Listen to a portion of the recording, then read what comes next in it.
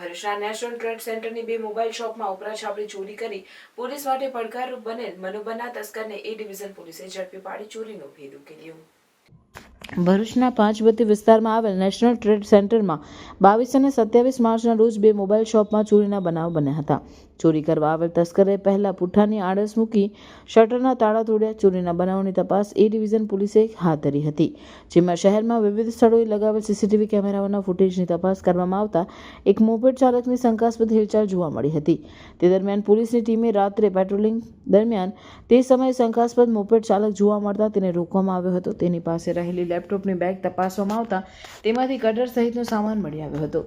પૂછતાછમાં મનુબનના અહેમદનગરમાં રહેતા મોહમ્મદ ઉર્ફે ઝૈદ તરીકે તેની ઓળખ થઈ હતી। પોલીસે તેની પૂછપરછ કરતા તેણે મોબાઈલ શોપની બંને ચોરીના ગુનાની કબૂલાત કરી હતી। તેની પાસેથી દુકાનના શટરો તોડવાના સામાન સહિત એક્ટિવા, મોબાઈલ અને લેપટોપનો ચોરીમાં થયેલો મુદ્દામાલ સહિત 56,000થી વધુના મુદ્દામાલ જપ્ત કરવામાં આવ્યો છે। આરોપી રાતના સમયે તેનો એક્ટિવા લઈને નીકળતો હતો અને લેપટોપમાં કટર રાખતો હતો। રસ્તામાં આવતી ભોંય તળિયાની અથવા તો પહેલા માળે હોય તેવી દુકાનોને નિશાન બનાવીને તેમાં ચોરી કરતો હોવાની વિગતો સામે આવી છે।